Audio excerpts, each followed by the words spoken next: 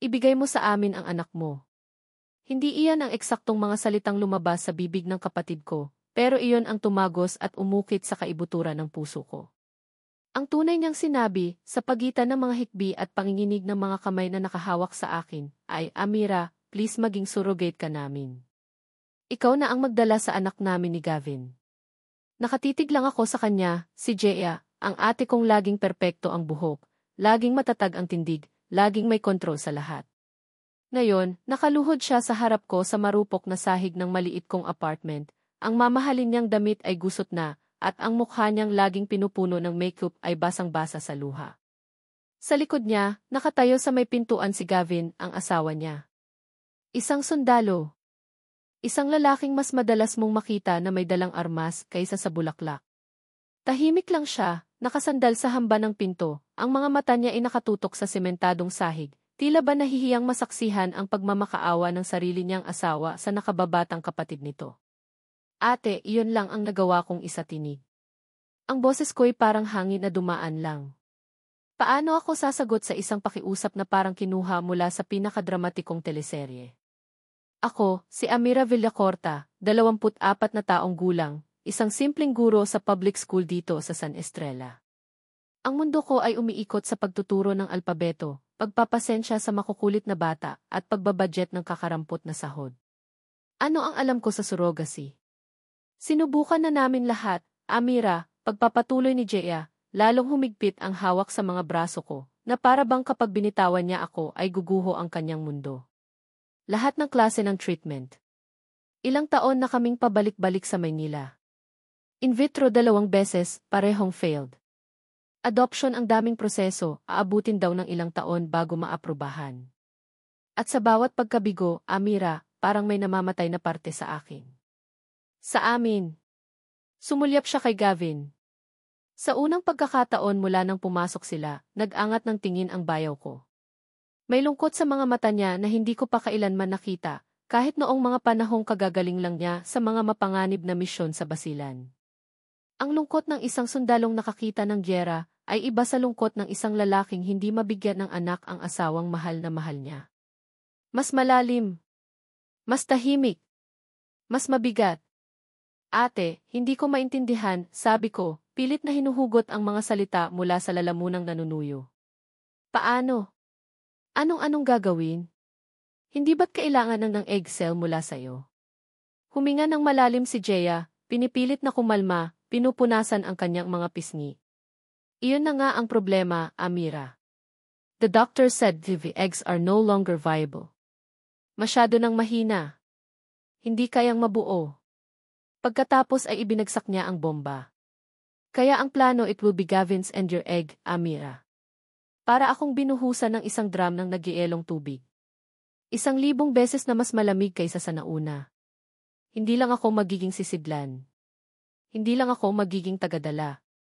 Ang batang mabubuo ay magmumula sa akin. Sa akin at kay Gavin. Dugo ko. Laman ko. Anak ko.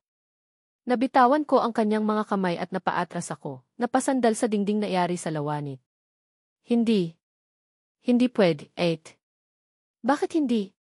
Dahil magiging anak ko siya. Paano ko siya ibibigay sa inyo? Amira, pakiusap, lalong nagmakaawa si Jea. Isipin mo na lang na tulong ito. Paglabas ng bata, sa amin siya. Kami ang magiging magulang niya sa papel, sa lahat.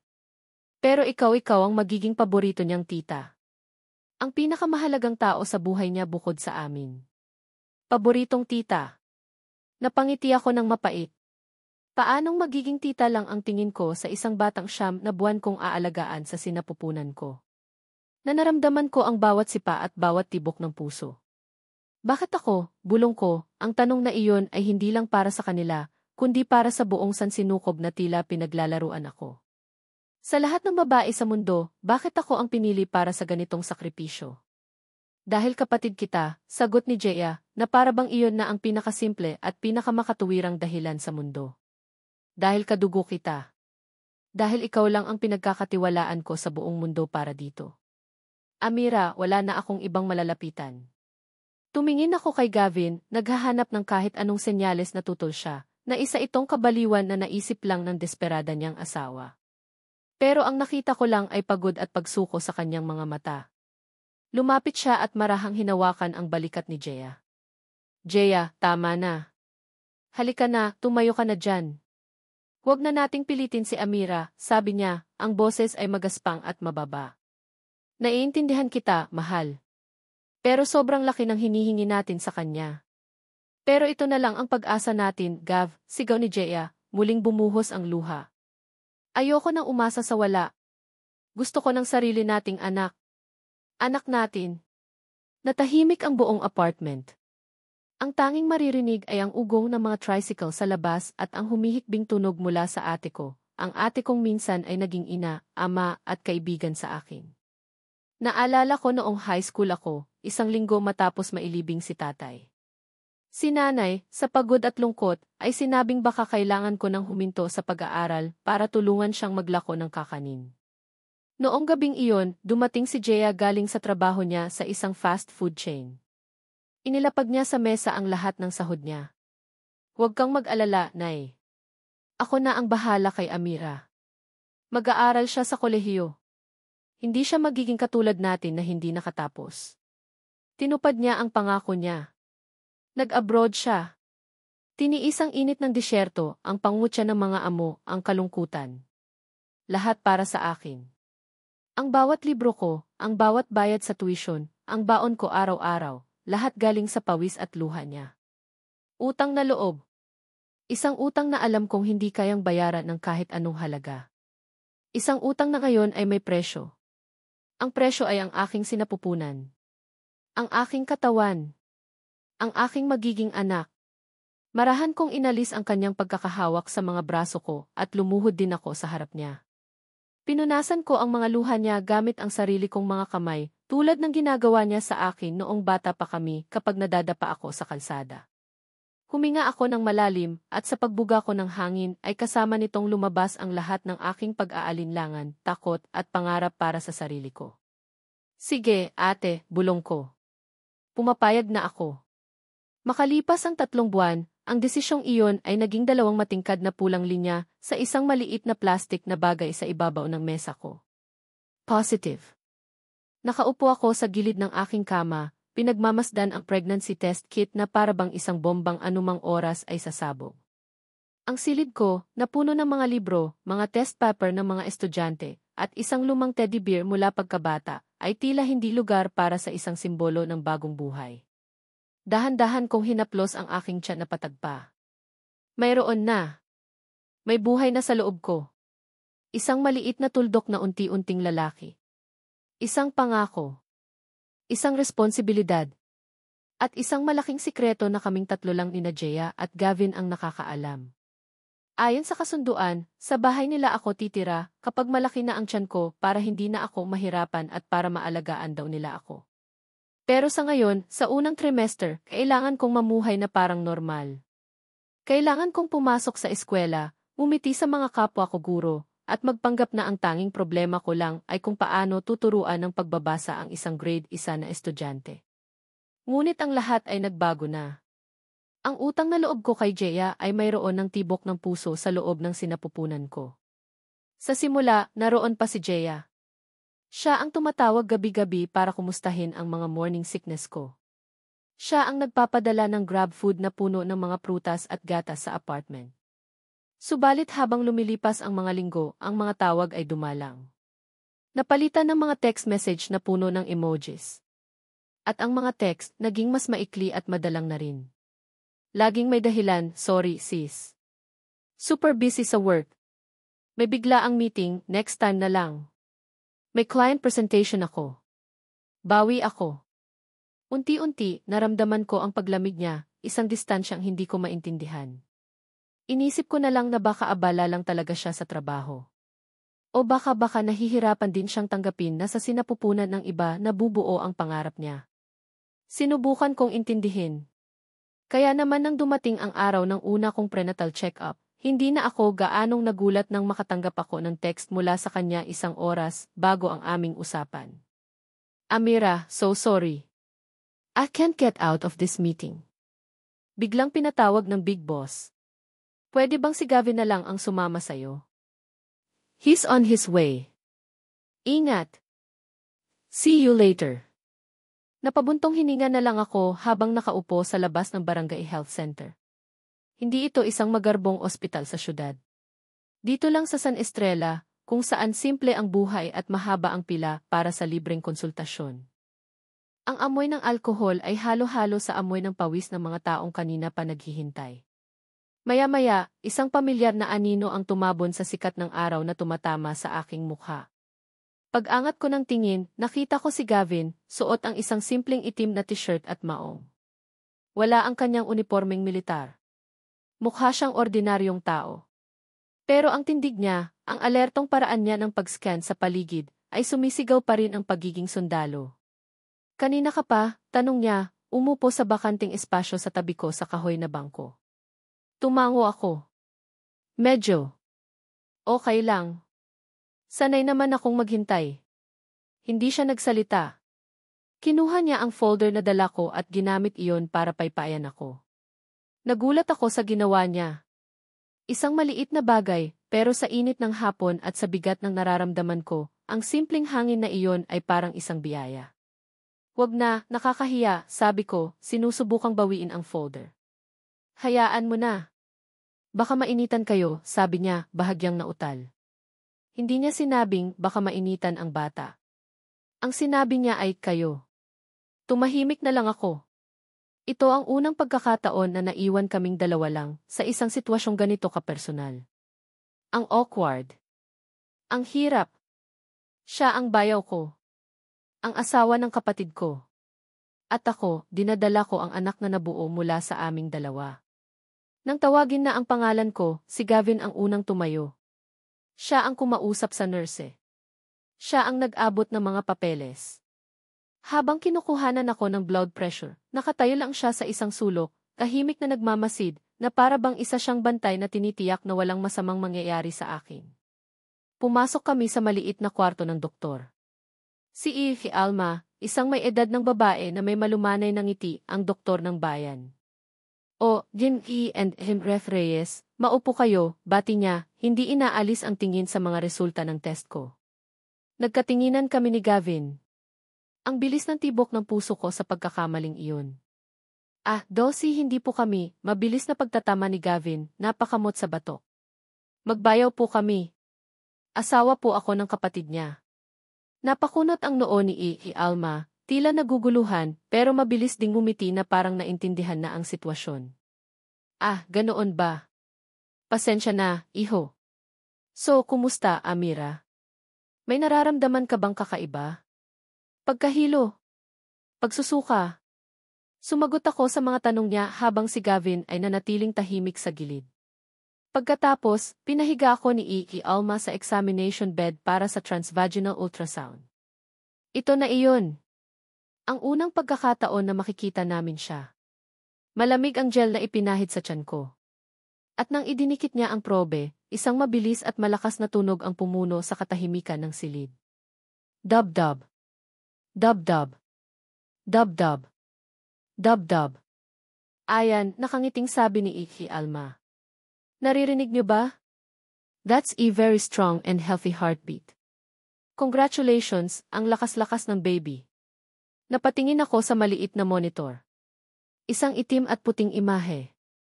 Isang maliit at kumukurap-kurap na tuldok sa gitna ng kadiliman. Iyon ba iyon?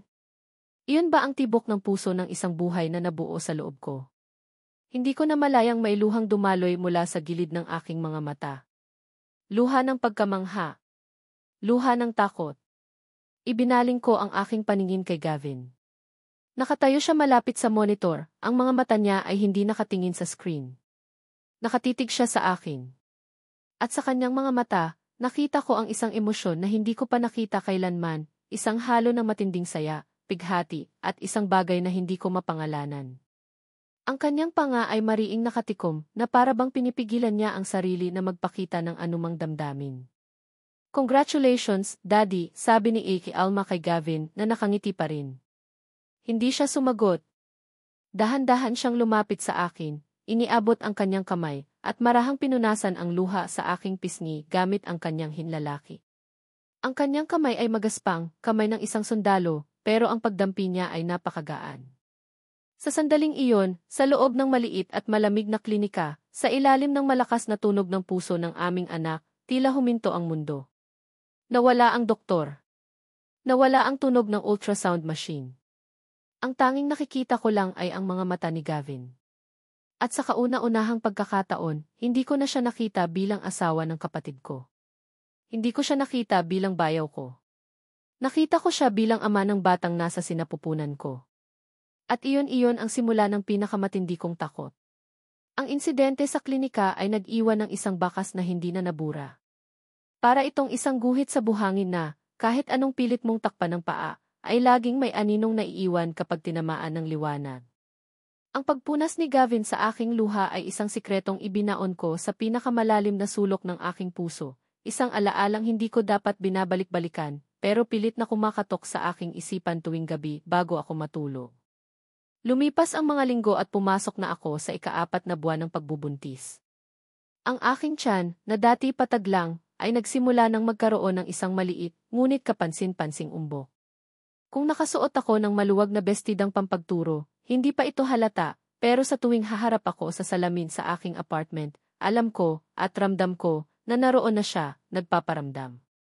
Ang paglilihi ko ay naging mas matindi at kakatwa. Isang araw, gigising akong naglalaway sa isdang paksiw na niluluto ng kapitbahay. Kinabukasan, hahanap-hanapin ko ang lasa ng champorado na may gatas na kondensada sa gitna ng tirik na araw. At sa bawat kakaibang hiling ng aking panlasa, sa bawat pagbabago ng aking katawan, sa bawat pag-atake ng pagkahilo, iisang tao lang ang laging naririyan, parang isang aninong nakabantay, laging handang sumalo. Hindi ang kapatid ko. Sis, may bigla ang board meeting. Pasensya na talaga, basa ko sa text ni Jaya isang Martes ng hapon, kasabay ng matinding pagkahilong naramdaman ko sa gitna ng pagtuturo ng araling panlipunan. Pinapunta ko na si Gavin. Dala niya yung gamot mo for nausea. At may out-of-town conference kami. 3 days. Ikaw muna bahala sa sarili mo, ha? Iwan ko na lang kay Gavin yung mga prutas na pinabili mo. Amira, patay ang telepono ko. Lowbat. Nasa gitna ako ng isang mahalagang presentation. Tawagan mo na lang si Gavin kung may kailangan ka. Si Gavin. Laging si Gavin. Siya ang naghahanap ng nagtitinda ng maasim na siniguelas sa palengke kahit 10:00 na ng gabi. Siya ang matyagang naghihintay sa akin sa labas ng classroom kapag sinumpong ako ng pagkahilo, may dalang malamig na tubig at pamaypay. Siya ang nag-aabot ng lahat ng ito nang walang imik, ang mga mata niya lang ang nangungusap, puno ng pag-aalalang hindi niya masabi. Naging isa siyang anino na laging nakasunod. Isang tahimik na presensya na nagbibigay ng lahat ng kailangan ko nang hindi ko man lang hinihiling. At sa bawat tulong niya, sa bawat pag-aalala niya, ay isang tinik na lalong bumabaon sa aking dibdib. Ang utang na loob ko kay Jaya ay nadaragdagan pa ng panibagong utang na loob, isang utang na loob kay Gavin. At kasabay nito, isang kakarampot na pagtingin, isang damdaming hindi ko dapat nararamdaman, ang unti-unting sumisibol, tulad ng isang damo na pilit mong binubunot pero patuloy na tumutubo sa bawat patak ng ulan. Isang Sabado ng umaga, halos hindi ako makabangon sa tindi ng morning sickness. Ang buong mundo ko ay umiikot. Kahit ang pag-inom ng tubig ay isinusuka ko. Walang laman ang aking tiyan kundi asido, at pakiramdam ko ay bibigay na ang katawan ko sa sobrang panghihina. Wala akong ibang nagawa kundi ang tawagan si Gavin. Wala pang 20 minuto, narinig ko ang katok sa pinto. Pagbukas ko, naroon na siya, may dalang isang maliit na kaldero. Kumain ka muna, sabi niya, inilapag ang kaldero sa aking munting mesa. Amoy luya at manok. Lugaw. Mainit pa. Para kumalma iyang tiyan mo. Sinubukan kong umupo pero muli akong nahilo at napahawak sa aking sentido. Salamat, Gav. Pero parang hindi ko talaga kaya. Hindi siya sumagot. Umupo siya sa gilid ng aking kama, kumuha ng isang kutsara mula sa supot na dala niya, at sumandok ng lugaw. Maingat niyang hinipan iyon, 1 beses, 2 beses, bago dahan-dahang idinampi sa aking mga labi. Kahit konti lang, Amira. Para sa inyo. Muli ang salitang inyo. Hindi sa bata. Hindi sa kanya. kundi sa inyo. Kaming dalawa ng dinadala ko. Napapikit ako. Hindi dahil sa hilo, kundi dahil sa init na biglang kumalat mula sa aking dibdib hanggang sa dulo ng aking mga daliri. Ang simpleng gesto na iyon, ang pagsubo niya sa akin ng lugaw, ay mas matindi pa sa kahit anong lagnat. Ito ay isang bagay na dapat ginagawa ng isang asawa sa kanyang naglilihing kabiyak. Hindi ng isang bayaw sa kapatid ng kanyang asawa. Ibinuka ko ang aking bibig at tinanggap ang lugaw. Mainit. Malasa. At sa bawat subo na ibinibigay niya, nararamdaman ko ang unti-unting pagkalma ng aking sikmura, ngunit ang siya namang pagwawala ng aking puso. Ang bawat tingin niya ay puno ng pag-aalala. Ang bawat paghipan niya sa kutsara ay ginagawa niya ng may buong atensyon. Sa sandaling iyon, sa maliit kong kwarto, tila kaming dalawa lang ang tao sa mundo, kasama ang isang munting buhay na nag-ugnay sa amin sa paraang bawal at mali. Salamat, bulong ko nang maubos ang halos kalahati ng laman ng mangkok. Okay na ako. Mas mabuti na ang pakiramdam ko. Ngumiti siya, isang napakadalang at bahagyang ngiti na bihirang masilayan sa kanyang seryosong mukha. Mabuti naman. Ilang sandali kaming natahimik. Nakatingin lang siya sa akin at ako naman ay sa kanya. Tila may mga salitang gustong kumawala sa pagitan namin pero pareho naming pinipigilan. At sa gitna ng katahimikang iyon, ang katahimikang puno ng mga hindi masabing damdamin, biglang bumukas ang pinto. Nakatayo roon si Jeya. Suot ang kanyang corporate attire, dala ang kanyang mamahaling leather bag, ang kanyang mukha ay walang emosyon, ngunit ang kanyang mga mata ay parang dalawang itim na yelo, matalim at nanunuot sa lamig. Nakita niya ang eksena, si Gavin na nakaupo sa gilid ng aking kama, ang hawak nitong mangkok ng lugaw, at ako na nakasandal sa unan, mukhang mahina, mukhang inaalagaan. Ang init na naramdaman ko kanina ay biglang napalitan ng nagielong takot. Para kaming mga teenager na nahuli ng magulang sa isang kasalanan. Agad na tumayo si Gavin, bahagyang naitapon ang kaunting lugaw sa sahig. Jeya mahal, anong ginagawa mo rito? Nauutal na tanong ni Gavin. Akala ko ba'y may meeting ka sa Makati? It was moved to next week, sagot ni Jeya, ang boses ay kasing lamig ng kanyang mga mata. Pumasok siya sa loob at isinara ang pinto sa likuran niya, ang tunog ay parang isang hatol. I was calling you, hindi mo sinasagot. Tinawagan ko si Amira, hindi rin sumasagot. Nag-alala ako kaya minabuti kong dumaan. Good thing he did. Mukhang may emergency pala dito. Ang paraan niya ng pagsabi ng salitang ki-emergency ay puno ng sarkasmo, halos isang insulto. Lumapit siya sa amin, at ang bawat hakbang ng kanyang stiletto heels sa sementadong sahig ay tila yumanig sa buong apartment. Kinuha niya ang mangkok mula sa kamay ni Gavin. Ako na dito, mahal. Baka pagod ka na. Maghapon ka na sigurong nag-aasikaso sa kapatid ko. May diin ang bawat salita. Walang sigaw. Walang galit. Pero ang lamig nito ay sapat na para panginginigin ako sa takot. Jeya, masama lang ang pakiramdam ni Amira. Tinulungan ko lang siyang kumain para hindi malipasan ng gutom, mahinahong paliwanag ni Gavin. I know. Nakita ko nga, sagot ni Jeya, hindi tumitingin sa asawa niya.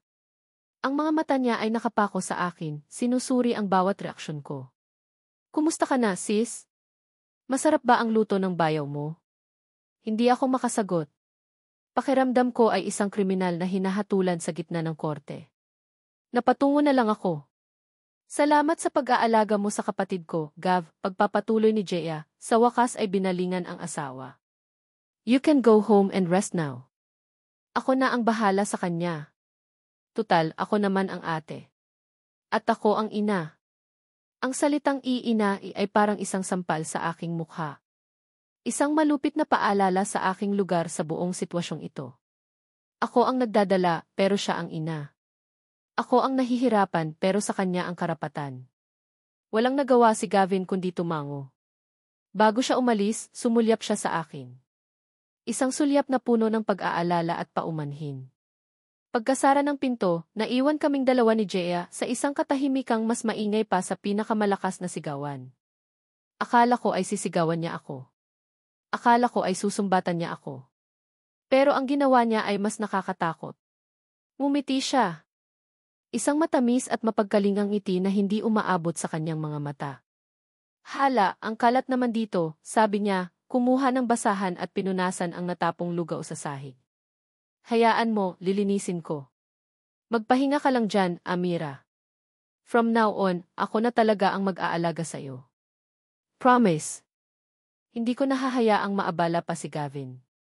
Sa likod ng ngiting iyon, sa likod ng kanyang mga salita, nakita ko ang isang bagay na hindi ko pa nakikita dati kay Jaya, isang selos na dalisay at hindi maipaliwanag.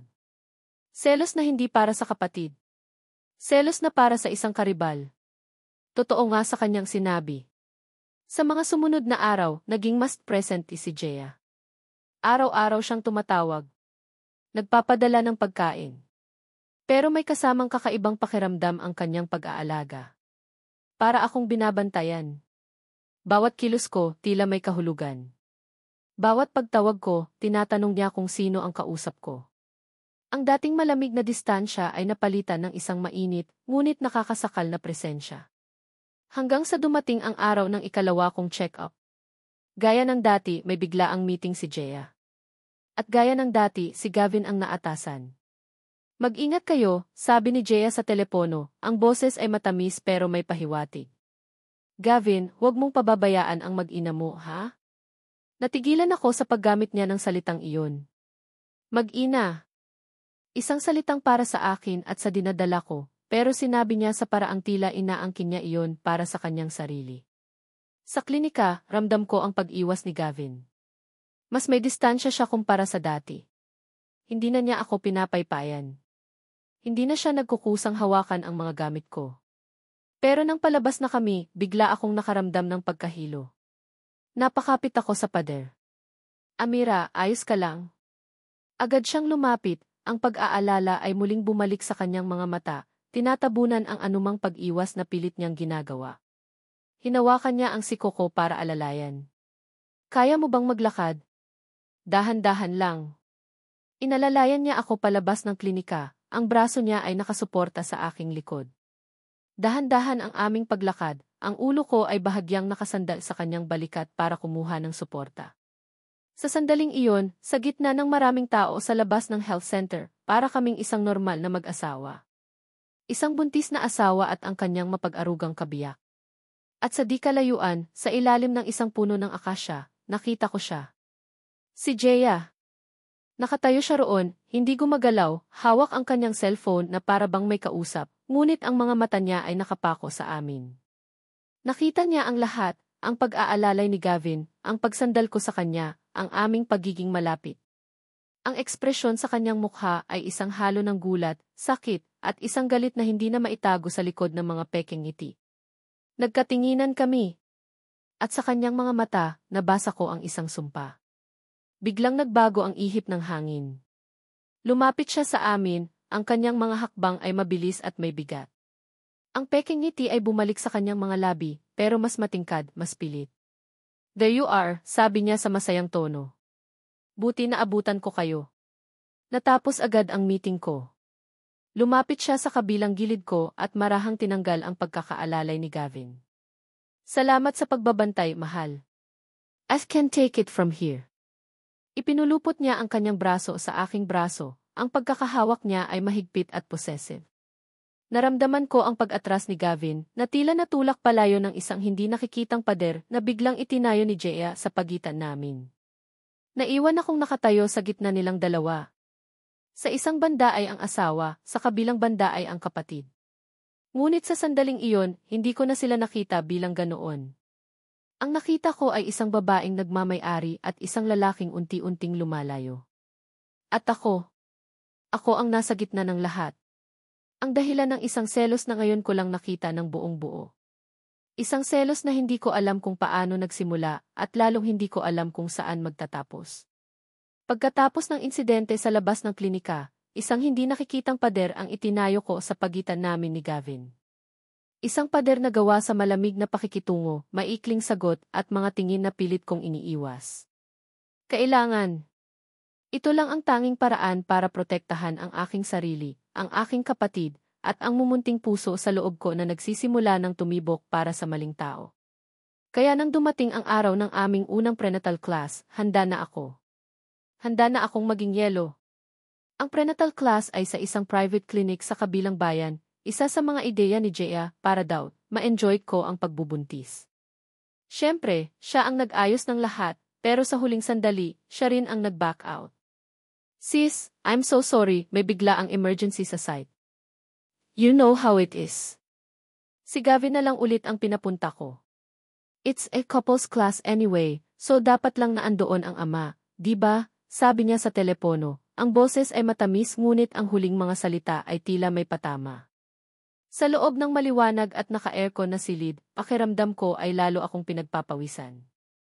7 kaming Perez. Ang 6 ay mga tunay na mag-asawa, magkahawak ang mga kamay, nagtatawanan, ang mga lalaki ay buong pagmamalaking nakahawak sa mga umbok na tiyan ng kanilang mga asawa. At nandoon kami. Nakaupo sa 2 magkahiwalay na silya, may isang dangkal na pagitan, parang 2 estranghero na nagkataon lang na magkatabi. Okay, daddies, place your hand on your wife's belly. Feel the connection, masiglang sabi ng instructor. Lahat ng lalaki ay sumunod, ang kanilang mga mukha ay puno ng pagmamahal. Si Gavin, na natiling hindi gumagalaw, ang mga kamay ay nasa ibabaw ng kanyang mga hita. Nakita ko ang paglunok niya, ang pag-igting ng kanyang panga. Ang kahihiyan at pagiging ilang ay tila isang makapal na kumot na bumalot sa aming dalawa. Para matapos na ang awkwardness, ako na ang gumawa ng unang hakbang. Kinuha ko ang kamay niya, malamig at bahagyang nanginginig, at inilagay iyon sa ibabaw ng aking tiyan. Para hindi tayo mapag-usapan, bulong ko, hindi tumitingin sa kanya. Naramdaman ko ang pag-atras ng kanyang kamay, pero pinigilan ko. Hayaan mo na, dagdag ko. Bigla ang paggalaw mula sa loob. Isang malakas na sipa, na para bang sinasadyang batiin ang pagdampi ng kamay ng kanyang ama. Nag-angat ako ng tingin kay Gavin. Ang kanyang mga mata, na kanina'y puno ng pag-aalinlangan, ngayon ay nanlalaki sa gulat at pagkamangha. Naramdaman mo, bulong ko. Tumango siya, hindi inaalis ang tingin sa aking tiyan na ngayon ay natatakpan ng aming magkapatong na kamay. Isang maliit na ngiti ang sumilay sa kanyang mga labi, isang ngiting totoo, hindi pilit at puno ng purong saya. Ang lakas niya. Sa sandaling iyon, gumuho ang pader na pilit kong itinatayo. Nawala ang ibang mga mag-asawa. Nawala ang instructor. Tila kaming 3 lang ang nasa loob ng silid na iyon, ako, si Gavin, at ang anak naming parehong nagbibigay buhay. Ang init ng kanyang kamay ay tumago sa tela ng aking damit, isang init na matagal ko nang pinipigilan, ngunit hinahanap-hanap. Paglabas namin ng klinika, sinalubong kami ng isang madilim na kalangitan. Ang hangin ay malamig at amoy lupa, isang senyales ng paparating na bagyo. Mukhang aabutan tayo ng ulan, sabi ni Gavin, tumitingin sa mga ulap na mabilis na nag-iipon. Kailangan na nating umuwi. Pero huli na ang lahat. Habang nasa kalagitnaan kami ng daan pabalik sa San Estrella, bumuhos ang ulan. Hindi isang ambon lang, kundi isang malakas na buhos na halos wala nang makita sa kalsada. Ang mga puno ay yumuyugyog sa lakas ng hangin, at ang mga wiper ng kotse ay hirap na sa pagkayod. Hindi na tayo pwedeng tumuloy, sabi ni Gavin, ang kanyang mga mata ay nakapokus sa daan. Masyadong delikado. May alam akong resort malapit dito. Doon muna tayo magpapatila. Ang e-resorty ay isang maliit at lumang bahay bakasyonan na may ilang mga kubo sa gilid ng isang ilog na nagsisimula ng umapaw. Ang may-ari, isang matandang lalaki na kilala pala ni Gavin, ay binigyan kami ng susi sa isa sa mga kubo. Pasensya na, iho, iyan na lang ang natitirang bakante. Brownout din dahil sa lakas ng hangin. Eto, kandila at pusporo, sabi ng matanda. Ang kubo ay simple lang. Isang silid na may isang papag na kawayan, isang maliit na mesa, at isang bintanang nakaharap sa rumaragasang ulan. Amoy luma at mamasa-masang kahoy. Ang tanging liwanag namin ay mula sa 2 kandilang sinindihan ni Gavin at inilagay sa ibabaw ng mesa. Ang anino naming 2 ay sumasayaw sa dingding na para bang may sariling buhay. Gusto mo ng kape? Alok ni Gavin, may dala pala siyang dermos na may mainit na tubig. Tumango ako. Umupo kami sa magkabilang dulo ng papag, hawak ang aming mga tasa, pinapanood ang pagpatak ng ulan sa labas. Ang katahimikan ay hindi na awkward. Ito ay isang katahimikang komportable, isang katahimikang kailangan. Natatakot ako, bigla niyang sabi, bumasag sa katahimikan. Napatingin ako sa kanya. Si Gavin Reyes, ang matapang na sundalo na nakipaglaban sa mga rebelde, ay natatakot. Saan? Huminga siya ng malalim. Sa lahat ng ito. Sa pagiging ama. Tumingin siya sa akin, ang kanyang mga mata ay sumasalamin sa liwanag ng kandila, nagpapakita ng isang kahinaan na ngayon ko lang nakita. Hindi ko alam kung paano. Hindi ko alam kung kaya ko. Paano kung magkamali ako? Paano kung hindi ako maging mabuting ama sa kanya? Ang kanyang pag-amin ay parang isang pinto na nagbukas sa kanyang kaluluwa. At sa hindi malamang dahilan, naramdaman ko ang pangangailangang pumasok doon. Magiging mabuti kang ama, sabi ko, ang boses ko ay mahina pero sigurado. Nakikita ko. Nararamdaman ko. Paano mo nasasabi? Dahil nag-aalala ka. Ang mga taong nag-aalala, sila iyong may pakialam. At ang pagiging mabuting magulang, nagsisimula iyan sa pakikialam. Lumapit ako sa kanya, dahan-dahan. Gavin, sa tuwing nararamdaman ko ang takot at pag-aalinlangan sa pagbubuntis na ito, sa tuwing pakiramdam ko ay nag-iisa ako, ikaw ang nagpaparamdam sa akin na hindi ako nag-iisa. Nabitawan niya ang kanyang tasa. Lumapit din siya sa akin. Ang pagitan naming dalawa ay unti-unting nawawala. Ikaw din, Amira, bulong niya, ang kanyang boses ay nanginginig. Ikaw ang nagbibigay sa akin ang tapang. Sa tuwing nakikita kita, sa tuwing nakikita ko kung paano mo dinadala ang lahat ng ito ng mag-isa, naaalala ko kung bakit namin ito ginusto. Kung bakit ko siya ginusto. Ang kanyang kamay ay humaplos sa aking pisngi, mainit at magaspang. Ang isa naman niyang kamay ay marahang dumapo sa aking tiyan, sa ibabaw ng aking bestida. Naramdaman ko na naman ang paggalaw ng bata sa loob, na para bang sumasang-ayon sa lahat. Salamat, Amira, sabi niya, ang kanyang mga mata ay nakatitig sa akin na para bang ako lang ang nakikita niya sa buong mundo. Salamat sa regalong ito. Ang kanyang mukha ay palapit ng palapit.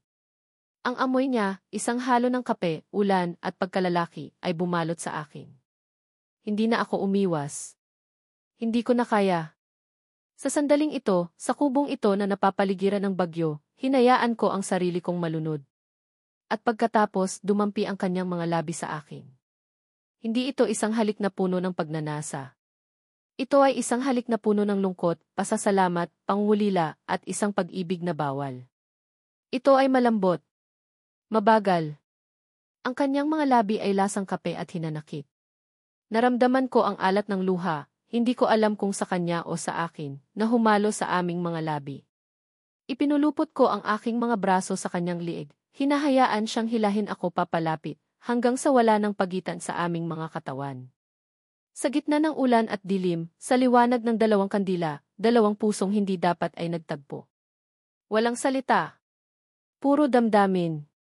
Ngunit kasing bilis ng pagdating nito, ay ganoon din kabilis itong nawala. Bigla siyang umatras, na para bang napaso. Ang kanyang mga mata ay puno ng gulat at pagsisisi, na para bang nagising siya mula sa isang masamang panaginip. Tumingin siya sa akin, pagkatapos ay sa kanyang mga kamay, na para bang hindi siya makapaniwala sa kanyang ginawa. Amira. Ay sorry, nautal niyang sabi, puno ng pagkataranta. Tumayo siya at lumayo, napasabunot sa sariling buhok. Hindi dapat. Mali ito. Diyos ko, anong ginawa ko? Ang init na naramdaman ko ay napalitan ng isang nagielong kirot. Ang mga salita niya ay parang mga punyal na tumusok sa puso ko. Ako lang ba? Ako lang ba ang nakaramdam ng koneksyon? Isa lang ba itong pagkakamali para sa kanya? Ang sakit. Ang kahihiyan. Tumayo ako, nanginginig ang mga tuhod. Hindi ko na siya tiningnan. Tumakbo ako palabas ng kubo. Amira, saan ka pupunta? Bumalik ka dito, sigaw niya. Pero hindi ako nakinig. Tumakbo ako palabas sa gitna ng malakas na ulan, hinahayaan ang bawat patak na hugasan ang aking mga luha, ang aking kahihiyan, ang lasa ng kanyang halik sa aking mga labi. Bawat patak ng ulan ay parang isang karayom sa aking balat. Basang-basa. Nanginginig sa lamig at sakit. Niyakap ko ang aking tiyan. Patawarin mo ako, anak, hikbi ko sa gitna ng unos. Patawarin mo ako sa kahinaan ko. Sa likod ko, narinig ko ang kanyang mga yabag na papalapit, ang desperado niyang pagtawag sa aking pangalan. Pero hindi ako lumingon. Nagpatuloy lang ako sa paglalakad sa dilim, palayo sa kanya, palayo sa katotohanang hindi ko na matatakasan pa. Mahal ko na siya. Mahal ko na ang asawa ng kapatid ko. At ang katotohanang iyon ay mas masakit pa kaysa sa pinakamalamig na buhos ng ulan. Ang halik sa gitna ng ulan ay naging isang multo. Isang multong sumusunod sa akin sa bawat paggising sa umaga at bumabalot sa akin sa bawat pagpikit sa gabi. Pagkatapos ng gabing iyon sa resort, hindi na kami muling nag-usap ni Gavin. Ang pader na itinayo ko dati ay wala na, napalitan ito ng isang malalim na bangin na pareho naming natatakot tawirin. Ang mga text niya ay hindi ko sinasagot. Ang mga tawag niya ay hindi ko pinapansin. Ang pag-aalala niya, na dati kong hinahanap-hanap, ngayon ay nagdudulot na lang ng kirot at pagkakasala. Lumipat ako sa bahay nila Jaya. Iyon ang kasunduan. Habang papalaki ang tiyan ko, kailangan ko raw ng mas malaking espasyo at mas masusing pag-aalaga. Ngunit ang pagtira sa ilalim ng iisang bubong kasama silang dalawa ay isang parusa. Araw-araw, nasasaksihan ko ang kanilang buhay bilang mag-asawa. Ang paghalik ni Jaya kay Gavin bago pumasok sa trabaho. Ang pag-akbay ni Gavin kay Jaya habang nanonood sila ng Z. Ang bawat normal na kilos nila ay parang mga tinik na tumutusok sa aking puso. Si Jaya, sa kabilang banda, ay naging mas mapagmasid.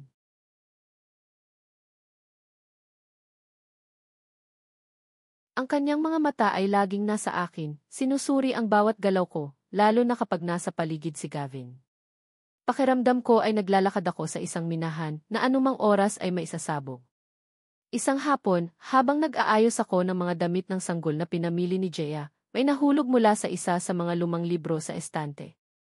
Isang nakatuping sobre. Kakaiba ang papel, luma at bahagyang naninilaw. Dahil sa kuryosidad, pinulot ko ito. Nakasulat sa labas ang pangalan ko, Amira. Ang sulat kamay alam ko kung kanino ito. Kay Gavin. Nanginginig ang mga kamay ko habang binubuksan ang sobre. Hindi ko alam kung bakit niya ito isinulat o kung kailan. Baka ito ay isang paghingi ng tawad para sa nangyari sa resort. Baka ito ay isang paliwanag. Pero ang nabasa ko ay higit pa sa lahat ng aking inaasahan. Ito ay isang pagtatapat. Amira.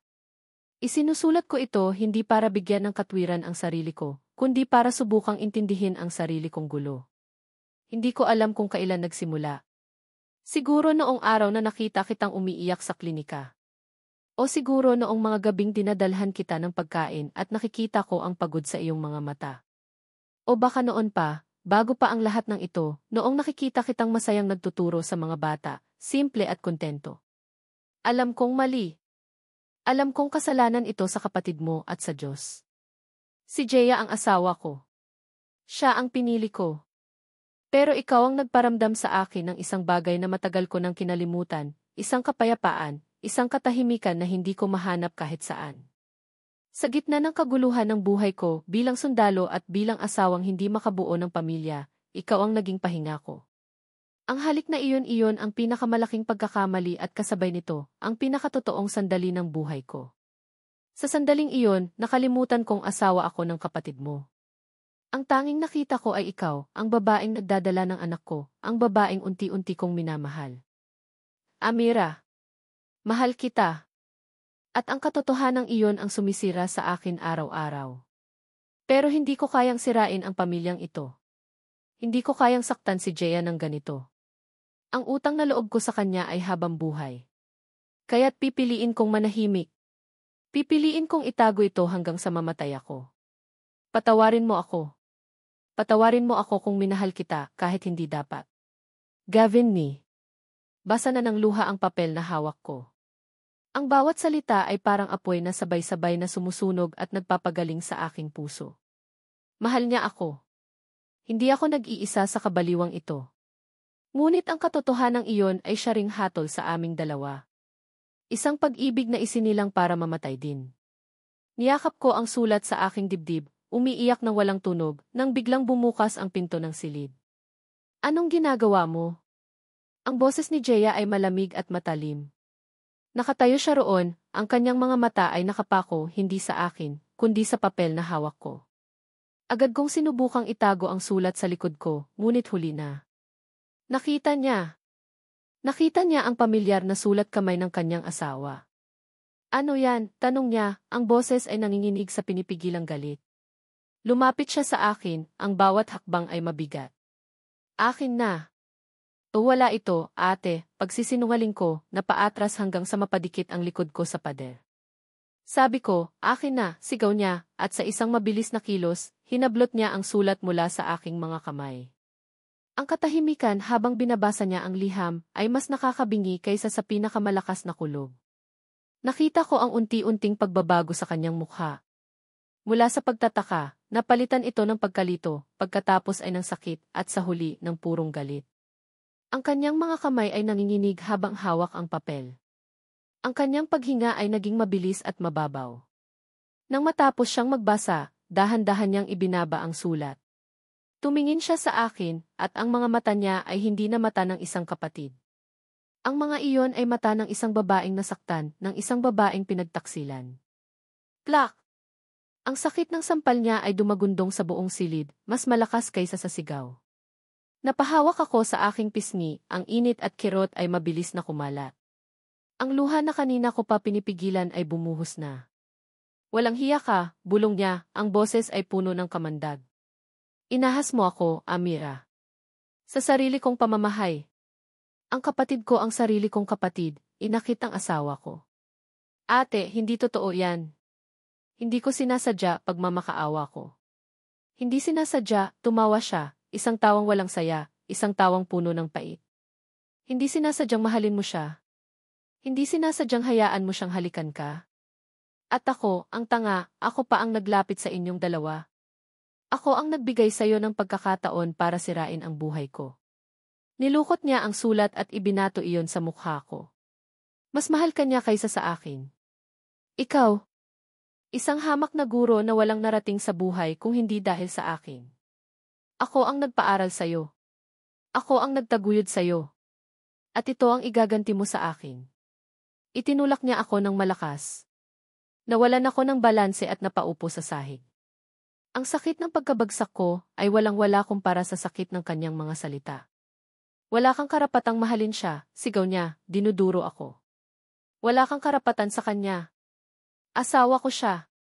Ama siya ng anak ko, hindi anak namin. Naintindihan mo? Sisidlan ka lang, Amira. Isa ka lang oven na hiniraman namin para lutuin ang pangarap namin. At pagkatapos nito, wala ka ng halaga. Ang bawat salita ay isang kutsilyong paulit-ulit na isinasaksak sa aking puso. Sisidlan. Oven. Walang halaga. Niyakap ko ang aking tiyan, sinusubukang protektahan ang aking anak mula sa laso na ibinubuga ng sarili kong kapatid. Umiiyak lang ako, walang maisagot, dahil sa isang banda, alam kong may katwiran siya. Nagkasala ako. Nagkasala kaming dalawa ni Gavin. Umalis ka, sabi niya, ang boses ay pagod na ngunit puno pa rin ng galit. Umalis ka sa bahay ko. Kunin mo ang mga gamit mo at lumayas ka. Ayoko nang makita pa ang pagmumukha mo. Ate, saan ako pupunta, hikbi ko. Buntis ako, Yi. Wala akong pakialam, sigaw niya. Humanap ka ng malalayasan mo. Pero huwag na huwag kang magpapakita sa akin. At ang bata, sa akin pa rin siya. Babayaran kita para sa 9 na buwan, pero pagkatapos niyan, para kang isang estranghero sa buhay niya. Sa gitna ng sigawan at gulo, hindi namin namalayan ang pagdating ng isang military truck sa labas ng bahay. Bumaba mula roon si Gavin, naka-full uniform, ang mukha ay seryoso. May kasama siyang 2 sundalo. Pumasok siya sa loob, at ang ngiti na handa sana niyang ibigay ay naglaho nang makita kami, ako na nakaupo sa sahig at umiiyak, at si Jeya na nakatayo, ang mukha ay puno ng galit at luha. Anong nangyayari dito? Tanong niya, ang boses ay nag-aalala. Tumingin sa kanya si Jeya, ang mga mata ay puno ng pagkasuklam. Huwag kang magkunwari na hindi mo alam, Gavin. Nabasa ko. Nabasa ko ang lahat. Natigilan si Gavin. Ang kulay sa kanyang mukha ay nawala. Tumingin siya sa nilukot na papel sa sahig, pagkatapos ay sa akin. Ang sakit at pagsisisi sa kanyang mga mata ay hindi maikakaila. Jeya, magpapaliwanag ako. Wala ka nang kailangang ipaliwanag, putol ni Jeya. Tapos na tayo. At ikaw, binalingan niya ako. Lumayas ka na. May biglaang misyon, sabi ni Gavin, ang boses ay pilit na pinatatatad, sinusubukang ibahin ang usapan. Kailangan kong umalis. Ngayon na. Critical mission sa Basilan. Tumingin siya sa akin. Isang tingin na puno ng lahat ng hindi niya masabi, paghingi ng tawad, pag-aalala, pagpapaalam. Ang puso ko ay nadurog sa 1,000 piraso. Aalis siya. Aalis siya sa gitna ng ganitong kaguluhan. Lumakad siya patungo sa pinto. Bago siya tuluyang lumabas, huminto siya at lumingon muli sa akin. Ang kanyang mga mata ay nangungusap, humihingi ng isang bagay na hindi ko maibigay, isang huling sulyap ng pag-unawa, ng kapatawaran. Pero ang tanging nagawa ko ay yumuko, yakap-yakap ang aking tiyan, habang ang aking mundo ay gumuho sa aking harapan. Pinanood ko siya mula sa bintana habang sumasakay siya sa military truck. Ang kanyang mga balikat ay mabigat, ang kanyang tindig ay pagod. Hindi siya lumingon. At habang unti-unting lumalayo ang truck, dala ang lalaking pareho naming minahal at sinaktan ni Jaya, alam ko na ito na ang simula ng katapusan. Ang mga araw pagkatapos kong mapalayas ay isang mahabang panaginip. Isang masamang panaginip kung saan ang bawat paggising ay mas masakit kaysa sa pagtulog. Nahanap ko ang aking sarili sa isang maliit na kwarto sa isang boarding house sa kabilang dulo ng San Estrella, isang lugar na amoy lumang kahoy at nawawalang pag-asa. Ang dating pag-aalaga ni Jaya, ang masasarap na pagkain, ang malambot na kama, lahat ay napalitan ng isang payat na kutson, mga delatang sardinas, at isang katahimikang sumisigaw sa aking tainga. Ang tanging kasama ko ay ang bigat sa aking sinapupunan at ang bigat sa aking puso. Nasa 8 buwan na ako. Malapit na. Ngunit ang bawat paggalaw ng bata sa loob ko ay hindi na nagdudulot ng saya, kundi ng isang matinding kirot ng pagkakasala. Ito ang buhay na bunga ng isang kasalanan. Ito ang batang magiging dahilan ng tuluyang pagkasira ng pamilya namin. Walang balita.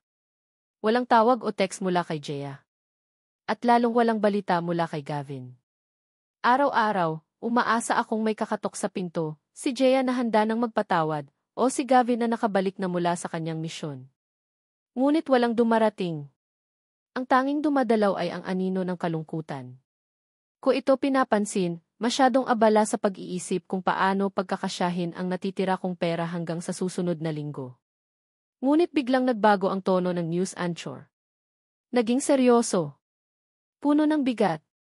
Breaking news, sabi ng babaeng reporter, ang kanyang mukha ay nagpapahayag ng kalungkutan. Isang malagim na engkwentro ang naganap kaninang umaga sa pagitan ng puwersa ng gobyerno at isang grupo ng mga terorista sa Tipo-Tipo, Basilan. Ayon sa Armed Forces of the Philippines, 5 ang kumpirmadong nasawi sa panig ng militar matapos tambangan ang kanilang sinasakyang military truck.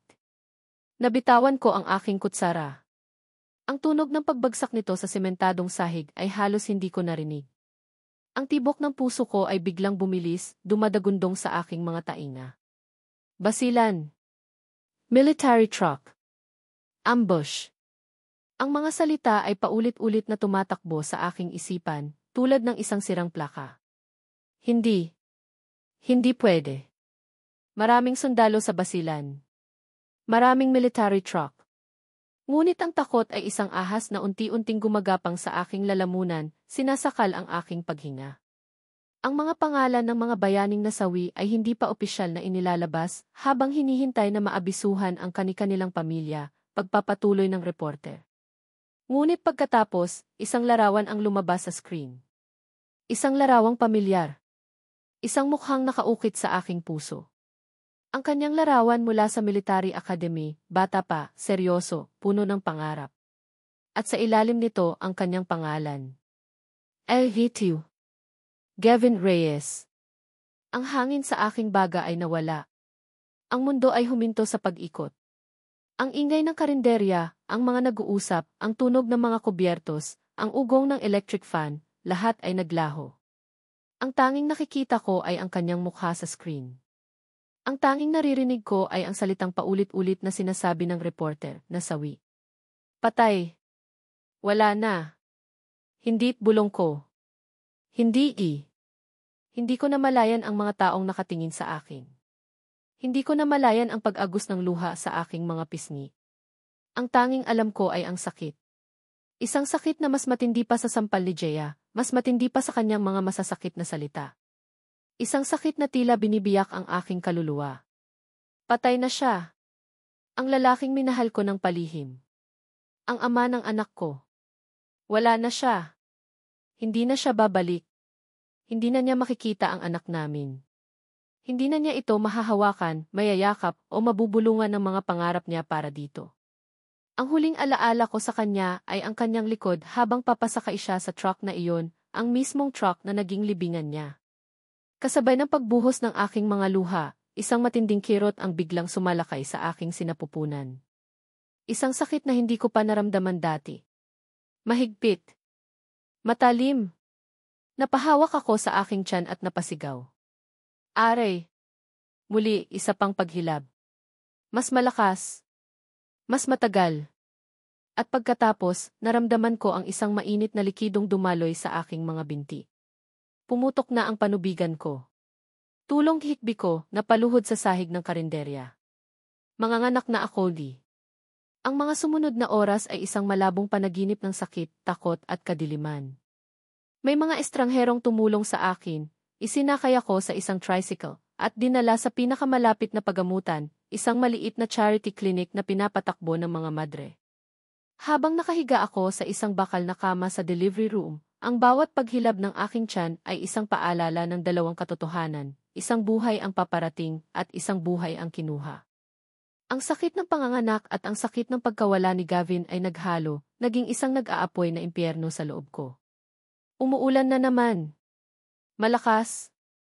Tulad noong gabing hinalikan niya ako. Tila ba ang langit ay nakikidalamhati sa akin? Hinga, ineng. Hinga ng malalim, sabi ng isang matandang nurse na may mabait na mukha. Ar mo pa. Umiri ako gamit ang lahat ng natitira kong lakas. Pero wala akong lakas. Ang aking katawan ay pagod. Ang aking puso ay wasak. Ang aking isip ay nasa basilan kasama niya. Paano ako magbibigay ng buhay kung ang sarili kong buhay ay parang wala ng saysay? Gavin, hikbi ko sa pagitan ng mga pag-ere. Gavin, tulungan mo ako. Ang mukha ni Jeya ay sumagi sa aking isipan. Anong ginagawa niya ngayon? Alam na kaya niya? Siguradong gumuho na rin ang mundo niya. Mag-isa rin siya ngayon, umiiyak, sinisigawan ang mga larawan ni Gavin, winawasak ang lahat ng alaala nila. Pareho kaming nawalan. Pareho kaming nagdadalamhati. Ngunit magkahiwalay. Magkaaway. Isa pa, ineng. Malapit na.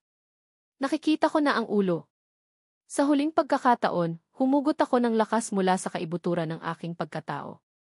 Lakas na hindi para sa akin, kundi para sa batang ito, ang tanging alaala na iniwan ni Gavin sa mundo. Ang bunga ng aming bawal ngunit totoong pag-ibig. Sa isang malakas na sigaw na yumanig sa buong silid, naramdaman ko ang paglabas niya. At pagkatapos, isang manipis na iyak ng sanggol ang pumuno sa hangin, sinasabayan ang walang tigil na patak ng ulan sa labas. Lalaki, masayang sabi ng nurse. Malusog na batang lalaki. Inilagay nila siya sa aking dibdib. Maliit. Mapula. Nanginginig. Ang kanyang balat ay malambot sa aking balat. Ang kanyang iyak ay ang pinakamagandang musika na narinig ko sa buong buhay ko. Tinitigan ko siya. Ang kanyang mga mata ay nakapikit pa, pero ang kanyang maliit na bibig, ang kanyang ilong, ang hugis ng kanyang mukha, nakita ko si Gavin. Nakita ko ang ama niya. Niyakap ko siya ng mahigpit, at ang mga luha na kanina ay para sa pighati ay naging luha para sa kanya. Luha ng pag-ibig. Luha ng pangako. Isinilang siya sa gitna ng dilim at ulan. Isinilang siya sa gitna ng dugo at luha. Isinilang siya sa araw na namatay ang kanyang ama. Mag-isa ako sa delivery room na iyon. Walang kapatid. Walang asawa. Walang kasama. Tanging ako at ang anak ko laban sa buong mundo. Nathaniel, bulong ko sa kanya, hinalikan ang kanyang noo. Nathaniel, ang ipapangalan ko sa'yo. Regalo ka ng Diyos. At habang yakap ko ang aking munting Nathaniel, alam ko na kahit gaano kasakit ang nakaraan at kahit gaano kadilim ang hinaharap, kailangan kong maging matatag. Para sa kanya. Ang tanging piraso ni Gavin na naiwan sa akin. 1 taon. 1 taon na ang lumipas mula nang huli kong masilayan ang galit sa mga mata ng aking kapatid.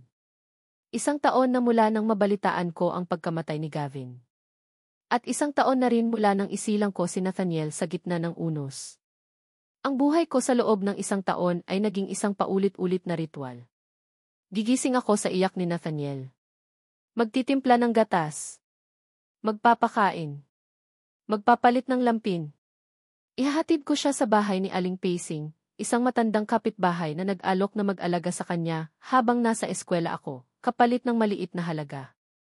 Papasok ako sa trabaho, ngingiti sa aking mga estudyante, magtuturo ng mga letra at numero na parang hindi wasak ang aking mundo. Susunduin ko si Nathaniel. Maglalaba ng mga damit at lampin. Magpapatulog. Ulitin kinabukasan. Ang maliit na apartment na tinutuluyan ko ay naging aming mundo. Ang bawat sulok nito ay puno ng mga alaala ni Nathaniel, ang kanyang duyan, ang mga laruang bigay ng mga kapwa ko guro, ang amoy ng baby powder na humahalo sa amoy ng sabong panlaba. Mahirap. Pagod. Ngunit sa tuwing ingitian ako ni Nathaniel, sa tuwing hahawakan niya ang aking daliri ng kanyang maliliit na kamay, nawawala ang lahat ng iyon. Siya ang aking lakas. Siya ang aking dahilan. Si Jeya. Wala. 1 taon ng katahimikan. 1 taon ng pag-iwas. Nabalitaan ko mula sa mga dating kapitbahay na bumalik siya sa trabaho, mas naging abala, mas naging mailap. Hindi niya ako hinanap. Hindi niya hinanap ang bata. Ang pangakong babayaran niya ako para sa 9 na buwan ay napako.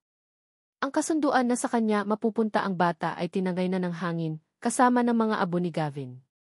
Isang hapon, araw ng Sabado. Unang kaarawan ni Nathaniel. Walang handa, walang bisita. Nagluto lang ako ng isang maliit na kaldero ng sopas at bumili ng isang slice ng cake mula sa bakery. Nilagyan ko iyon ng isang kandila. Happy birthday, anak, bulong ko habang kinakantahan siya, pinipigilan ang aking mga luha. Sana nandito ang Papa Moody. Sa kabilang dako ng San Estrella, sa malaking bahay na dati kong tinirhan, isa pang babae ang ginugunita ang araw na iyon. Para sa akin, ito ay kaarawan ng aking anak. Para kay Jeya, ito ang anibersaryo ng pinakamatinding sakit. 1 taon na mula nang malaman niya ang katotohanan. 1 taon na mula nang mawala ang kanyang asawa. Hindi niya kinaya ang katahimikan ng bahay. Ang bawat sulok ay may alaala ni Gavin. Ang upuan kung saan siya laging umuupo. Ang tasa ng kape na lagi niyang gamit. Ang larawan nila sa kasal na nakasabit sa dingding. Kinuha niya ang susi ng kanyang kotse at nagmaneho ng walang patutunguhan, hinahayaan ang mga kalsada na dalhin siya kung saan man. At dinala siya ng mga kalsada sa pamilyar na lugar. Ang eskinita kung saan ako nakatira. Mula sa malayo, sa loob ng kanyang naka-aircon na sasakyan, pinanood niya ako. Nakaupo ako sa isang maliit na bangkito sa labas ng aking apartment, naglalaba sa isang batya. Sa aking tabi, sa isang lumang andador, nakaupo si Nathaniel, masayang pinaglalaruan ang kanyang mga paa. Tumatawa siya, isang tawang dalisay at walang muwang. Pinanood ni Jeya ang bawat galaw ko. Ang pagkusot ko sa mga damit. Ang pagpunas ko sa pawis sa aking noo. Ang paglingon ko kay Nathaniel para ngitian siya. Isang eksenang simple. Isang eksenang mahirap. Isang eksenang puno ng buhay. At pagkatapos, tumingin si Nathaniel sa direksyon ng kanyang kotse. Hindi niya ito nakikita, pero ang mga mata ng bata ay tila tumagos sa salamin. At sa mga matang iyon sa mga matang malaki at bilugan, sa kislap nito kapag tinatamaan ng araw nakita ni Jeya si Gavin. Hindi lang isang anino. Hindi lang isang pagkakahawig. Nakita niya ang mismong mga mata ng kanyang asawa, buhay na buhay sa mukha ng isang batang hindi niya kayang angkinin. Ang galit na 1 taon niyang inipon, ang pader na itinayo niya sa paligid ng kanyang puso, ay nagsimulang magkaroon ng mga bitak. Kinagabihan, habang pinapatulog ko si Nathaniel sa duyan, may kumatok sa pinto. Isang katok na mahina, nag-aalinlangan. Sino naman kaya iyon? Wala akong inaasahang bisita. Dahan-dahan akong lumapit at binuksan ang pinto. At doon, nakatayo siya. Si Jeya. Ang ate ko. Ang dati kong karibal. Ang babaeng 1 taon kong hindi nakita. Wala na ang dati niyang tindig. Wala na ang mamahaling damit at makeup. Nakasuot lang siya ng isang simpleng itim na bestida. Ang kanyang buhok ay nakapusod lang. Ang kanyang mga mata ay mapupungay at may malalalim na earbags. Mukha siyang pagod. Mukha siyang talunan. Walang nagsalita. Nakatitig lang kami sa isa't isa. Ang 1 taon ng sakit, galit at pangulila ay nasa pagitan namin. At pagkatapos, dahan-dahan, bumagsak ang mga luha mula sa kanyang mga mata. Hindi hikbi. Tahimik lang na pag-agos. Hindi ko alam ang gagawin. Hindi ko alam ang sasabihin. Pero bago pa ako makagalaw, humakbang siya pasulong at niyakap ako. Isang yakap na mahigpit. Isang yakap na puno ng lahat ng hindi masabi. Naramdaman ko ang panginginig ng kanyang mga balikat. Naramdaman ko ang kanyang mga luhang bumabasa sa aking damit. At sa wakas, ang mga luha na matagal ko na ring pinipigilan ay bumuhos na rin. Niyakap ko siya pabalik. Sa gitna ng makipot na pintuan ng aking apartment, 2 magkapatid na sinira ng pag-ibig at bighati ang muling nagtagpo, hindi sa pamamagitan ng salita, kundi sa pamamagitan ng isang yakap na humuhugas sa lahat ng kasalanan. Pumasok siya sa loob. Ang kanyang mga mata ay agad na napunta sa duyan kung saan mahimbing na natutulog si Nathaniel. Dahan-dahan siyang lumapit, na parabang natatakot na baka isang panaginip lang ang lahat at maglalaho ang bata kapag hinawakan niya. Hinaplos niya ang pisngi ni Nathaniel, ang kanyang mga daliri ay nanginginig. Kamukhang-kamukha siya ni Gavin, bulong niya, ang boses ay basag. Tumango ako. Ate. Umupo siya sa sahig, sa tabi ng duyan, at doon, sa liwanag ng isang maliit na bombilya, nagsimula siyang magsalita. Patawarin mo ako, Amira, sabi niya, hindi tumitingin sa akin, ang mga mata ay nakapako pa rin kay Nathaniel. Patawarin mo ako sa lahat ng sinabi ko. Sa galit ko. Sa pagpapalayas ko sa'yo. Umupo ako sa tabi niya. Wala kang dapat ihingi ng tawad, ate. Nasaktan kita. Ako ang may kasalanan. Umiling siya. Pareho tayong may kasalanan. At pareho tayong biktima. Tumingin siya sa akin, ang kanyang mga mata ay puno ng isang sakit na ngayon ko lang lubusang naintindihan. Minahal mo siya, di ba? Hindi ito isang tanong na may panunumbat. Ito ay isang tanong na humihingi ng katotohanan. Tumango ako, nahihiya. Amin ko. Pero huli na nang malaman ko. At mali. Minahal ka rin niya, sabi niya, at sa pagkakataong ito, isang mapait na ngiti ang sumilay sa kanyang labi. Iyon ang pinakamasakit sa lahat. Ang isipin na sa huling mga buwan niya, mayroon siyang ibang nagpapasaya sa kanya. Na hindi na ako sapat. Hindi totoo yan, ate. Mahal na mahal ka niya. Ang sulat na iyon ay sulat ng isang lalaking naguguluhan, putol niya. Pero hindi nito binabago ang katotohanan. Minahal ka niya. At minahal kita, Amira, bilang kapatid. Kaya siguro ganito kasakit. Dahil ang 2 taong pinakamamahal ko, kayo pa ang nagkasakitan. Biglang gumalaw si Nathaniel sa kanyang pagtulog at nagsimulang umiyak. Sabay kaming nataranta. Kinuha ko siya mula sa duyan at sinubukang patahanin. Baka nagugutom, sabi ni Jaya. Hindi, kakadede lang niya. Baka nababagabag lang. Kinuha ni Jaya ang isang maliit na unan at inayos sa sahig. Dito natin siya ihiga. Inihiga namin si Nathaniel sa pagitan naming 2. Sabay naming hinaplos ang kanyang likod. Sabay naming kinantahan ng oyay. At habang pinapatulog namin ang bata, sabay kaming umiiyak. Mga luhang tahimik. Mga luhang naghugas ng galit. Mga luhang naghihilom ng mga sugat. Minahal namin pareho si Gavin sa magkaibang paraan. Siya, bilang asawa, kasama sa hirap at ginhawa, ang pader na kanyang sinasandalan. Ako, bilang isang pangarap, isang ipinagbabawal na damdamin, ang pahingang hindi niya dapat natagpuan. At si Nathaniel, ang batang nasa gitna namin, ang naging tulay. Ang kanyang ngiti ang tumunaw sa galit. Ang kanyang presensya ang nagpapaalala sa amin hindi ng pagkakasala, kundi ng pag-ibig na, sa kabila ng lahat, ay nagbunga ng isang magandang biyaya. Nang makatulog na muli si Nathaniel, nanatili kaming magkatabi sa sahig, nakatingin sa kanya. Salamat, Amira, bulong ni Jaya. Salamat sa hindi mo pag-iwan sa kanya. Anak ko siya, ate, sagot ko. Tumingin siya sa akin, at sa unang pagkakataon sa loob ng 1 taon, nakita ko muli ang ate ko. Anak natin siya, pagtatama niya. At sa mga salitang iyon, nagsimula ang aming paghilom. Ang ikalawang kaarawan ni Nathaniel ay malayo sa una. Wala na ang maliit at malungkot na slice ng cake sa isang madilim na apartment. Ngayon, ang malaking bahay nila Gea at Gavin, na ngayon ay bahay na naming tatlo, ay puno ng kulay at buhay. May mga lobo na nakasabit sa bawat sulok. Isang tarpaulin na may nakangiting mukha ni Nathaniel ang nakapaskil sa dingding. Ang amoy ng spaghetti at fried chicken na niluto ni Gea ay nangingibabaw sa hangin. Simple lang ang handaan.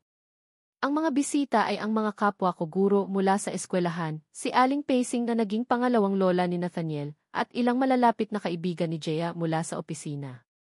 Isang masayang halo ng dalawang mundong dati magkahiwalay, ngunit ngayon ay pinag-isa ng isang maliit na batang lalaki na tumatakbo-takbo sa sala, ang kanyang tawa ay ang musika ng aming bagong buhay. Dahan-dahan lang, Niel, saway ko habang hinahabol siya, hawak ang isang baso ng juice. Hayaan mo siya, Amira. Birthday niya, hayaan mong mag-enjoy, sabi naman ni Gea, lumabas mula sa kusina na may dalang isang pinggan ng pichi-pichi. Tumingin ako sa kanya at mumiti. Sa loob ng 1 taon, natutunan naming mabuhay ng magkasama. Hindi na ako ang key-surrogate o ang key-kapatid na nagkasala. Hindi na rin siya ang nasaktang asawa o ang key-amo. Kami ay naging sina Mama Mira at ni Mommy Gea. Dalawang ina para sa iisang anak. May mga araw na mahirap. May mga gabing pareho kaming napapatingin sa bakanting upuan sa hapagkainan at bigla na lang mananahimik. Ang anino ni Gavin ay laging naroon. Ngunit hindi na ito isang anino ng sakit at panunumbat. Ito ay naging isang mainit na presensya, isang alaalang pareho naming yayakap. Okay, picture time, sigaw ng isa sa mga bisita. Nagtipon kami sa harap ng tarpaulin. Kinuha ni Gea si Nathaniel at kinandong. Tumayo ako sa tabi nila, ang braso ko ay nakaakbay sa kanilang dalawa. 1, 2, 3 smile. Sa pag-flash ng kamera, napatingin ako sa dingding sa likod namin. Doon, sa gitna ng mga family pictures, nakasabit ang isang larawan. Ang paboritong larawan ni Gea kay Gavin, nakangiti ito, suot ang kanyang uniforme, ang mga mata ay tila nakatingin sa amin, puno ng pagmamahal. Tahimik ngunit laging naroon. Pagkatapos ng kantahan at kainan, habang abala ang mga bisita sa videoke, umupo kaming dalawa ni Gea sa hardin, pinapanood si Nathaniel na masayang naglalaro sa damuhan. Naaalala mo ba noong mga bata pa tayo? Biglang sabi ni Gea. Lagi nating pinag-aawayan yung iisang manika na bigay ni tatay. Ngumiti ako. Yung manikang kalbo na. Lagi mong inaagaw sa akin. Kasi ako ang ate, tumawa siya. Dapat sa akin lahat ng maganda. Pero sa huli, pinahihiram din naman kita kapag iiyak ka na. Tumingin siya sa akin.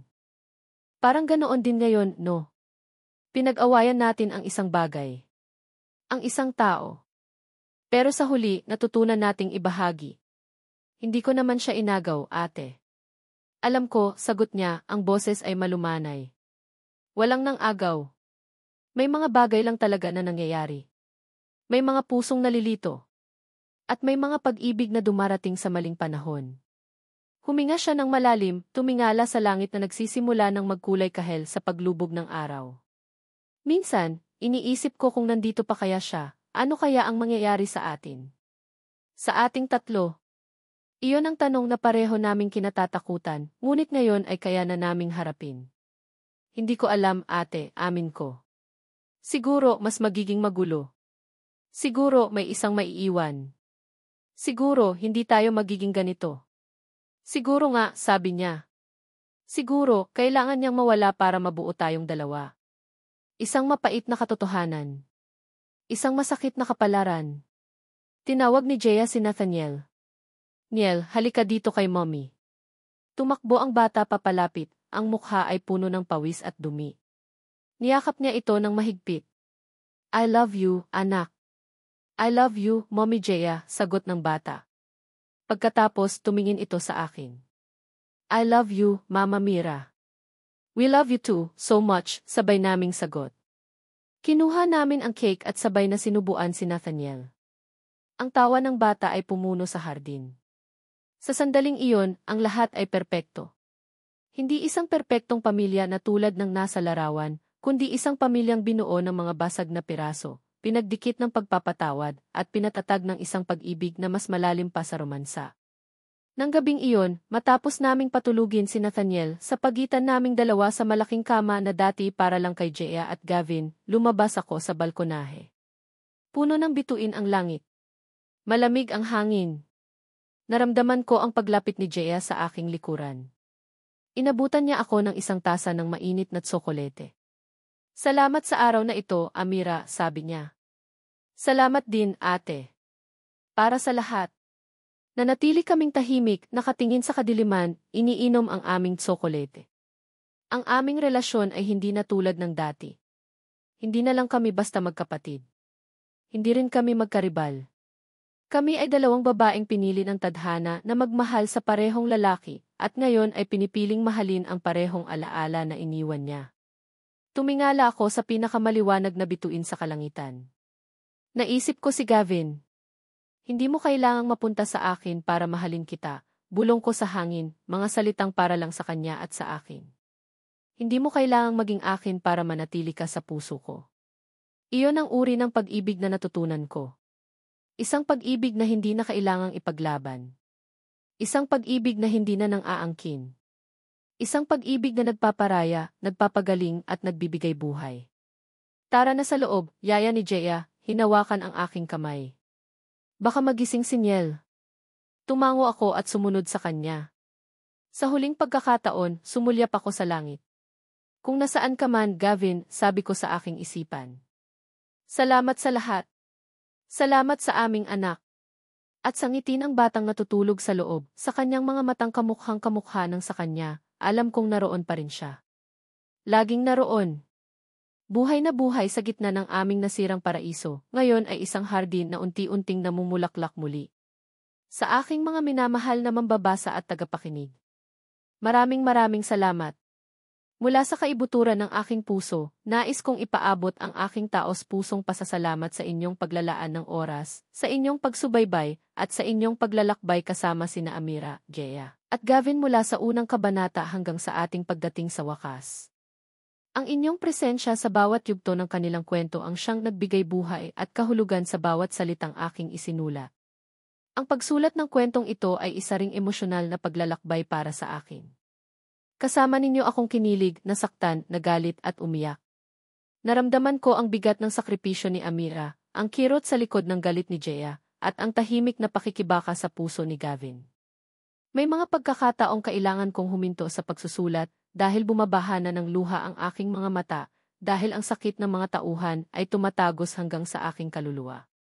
Ang pinakamalaking hamon ay kung paano babalansihin ang pait ng katotohanan at ang tamis ng pag-asa, at umaasa akong naiparating ko iyon sa inyo. Higit pa sa isang kwento ng pag-ibig, ang nais kong iwan sa inyo ay isang mensahe ng pagpapatawad at paghilom. Ang pagpapatawad ay hindi madali, lalo na kung ang sugat ay malalim at nagmumula pa sa mga taong pinakamamahal natin. Ngunit ito ang tanging susi para makalaya tayo sa bigat ng nakaraan. Ipinakita rin sa atin ng kwento na ang pag-ibig ay may maraming anyo, may pag-ibig sa pagitan ng magkapatid, may pag-ibig ng isang ina, at may pag-ibig para sa isang alaalang habang buhay nating dadalhin. Hindi lahat ng pag-ibig ay kailangang maging pag-aari para maging totoo. Ngayong tapos na ang ating paglalakbay, nais kong marinig ang inyong mga saloobin. Ano ang inyong naramdaman? Ano ang pinakapumatak na eksena sa inyo? Sino sa mga tauhan ang inyong niyakap at inunawa? Hinihikayat ko kayong mag-iwan ng komento. Ibahagi ninyo ang inyong mga damdamin, mga aral na napulot, at kung tinamaan kayo ng kwentong ito, sana'y maibahagi ninyo ito sa inyong mga kaibigan at pamilya upang mas marami pang puso ang maabot nito. Muli, isang taos-pusong pasasalamat sa inyong lahat. Ang inyong suporta ang aking inspirasyon. Hanggang sa susunod nating kwento.